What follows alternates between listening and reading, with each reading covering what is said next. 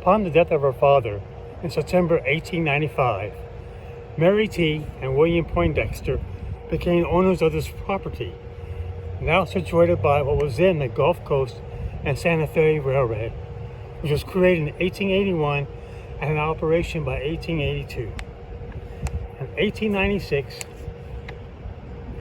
they built a two-story brick building on the property.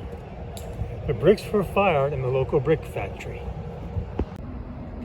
The cast iron support columns on either side of the three matching doorways to the downstairs shop areas were made at the Cleburne Foundry and Machine Company.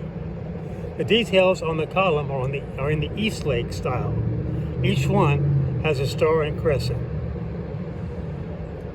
The upstairs of the building was a hotel. It had a walk-up lobby with pressed tin ceilings and transoms above each of the room's doors, some of them with etched glass. The hotel operated under different names, Porter's Hotel and the Santa Fe Hotel, during the early years. Many private parties were held in the active Railroad District of Cleburne. Because the Poindexters and Chamberses owned the property, their relatives frequented the hotel while in town for cultural events at Brown's Opera House and a theater. By the 1980s, the hotel had fallen into disrepair. In 1985, it was remodeled and reopened as Cleburne's 1896 Railroad House Bed and Breakfast. Since that time, the front has changed little. When it was sold sometime after 2008, the new owner added poles under the awning and a permanent set of mailboxes in front when it converted the hotel bed and breakfast into apartments. Later, the poles were replaced with the columns we have today, and the colors were changed from green and red to today's tan color sometime after 2013.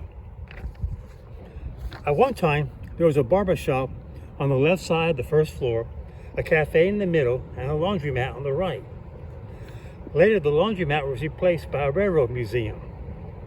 Since being renovated, most of the museum collection is still in storage in the old Walls Manufacturing Building.